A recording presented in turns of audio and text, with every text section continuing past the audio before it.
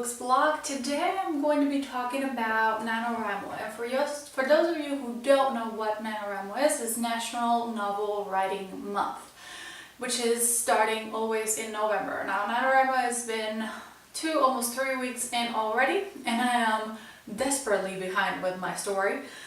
But still, I wanted to let you guys know about it just a little bit.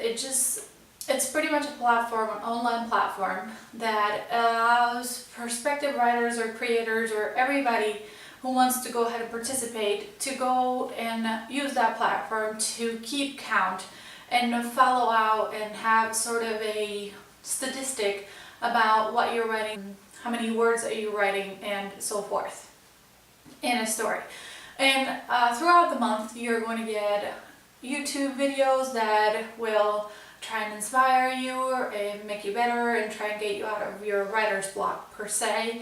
You're going to get emails from writers that have already gotten published or are self-published that have some words of wisdom about what you can do when you get stuck. Pretty much it's a positive way of getting into writing, if you will, because you get a lot of support from everybody else. You get to have writing buddies, you get to push yourself. If you're a competitive person, a little bit like I am, you sort of see their word count and your word count, and you try and be a little bit better, try and get as much as you can done in as little time as possible. So that's pretty much about it. They don't tell you what to write, they don't tell you what to do. You don't actually have to post the whole thing online if you don't want to. Let's say if you wanted to, later on you find out your story, you like it, and then you want to publish it by yourself or try and get an agent and so forth, you don't actually have to put it in there for them to see. You know, if you're afraid that somebody's going to steal your story or something like that, you don't have to. Sorry guys, caffeine, I gotta have it. So yeah, I'm still behind. It's not even funny. It's 3 weeks in, I'm only over 1,000 words, and today I just wanted to go ahead and film the video before I try and have a good productive writing day. It's just, if you're like me and you have a baby and you have a child or toddler or whatever it is you have, a dog, a cat, a husband, it gets really intense to try and do everything. I'm not gonna sit here and tell you what to do exactly because hello, I don't have it figured out, but I'm just trying to find the 1 minute of peace and quiet that I can to clear my mind, and it's sort of my vacation of some sort when I don't...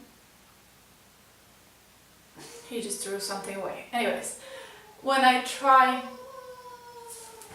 Case in point, that was just him. He completely threw something away while he was playing in the living room, and then he proceeded to cry, of course, because nothing was going the way he wanted it to go. Anyways, so that's what I meant. I'm trying to go ahead and live by something today that my grandmother had told me, and I wish I realized it a little bit earlier in the NaNoWriMo experience, because I did it last year and I didn't do it, and this year I wanted to try and complete it with the 50,000 words by the end of the month, if at all possible. But my grandma always told me, don't leave for tomorrow what you can do today. So, and that's sort of me. I can do that tomorrow. It's not going to go anywhere, you know. I'll just do it tomorrow. But tomorrow came and I have very little to nothing done. And the story is sort of played out in my mind, and I do have a couple of copies. I have so many notebooks with so many ideas and scraps of paper and stuff like that I want to try and get to the page, because as soon as I do, I know it will flow. After you enter it, and it happened to me with another story I've written, that as soon as you get past the first 100 words, which are sort of the foundation of your story, everything else will flow, because that's when the other things sort of come in. You start it with a premise and then it goes out to whatever it is you want your story to go to, but it's easier when the story is already mapped out, or when you have an idea of where to go to, and if you're sort of like me, the characters pretty much will tell you what they want to do. My friend is always laughing at me and telling me, you do know that they're fictions of your imagination. And I'm always repeating to her, yeah, but they have a mind of their own. So that's pretty much what I have for y'all about NaNoWriMo and writing.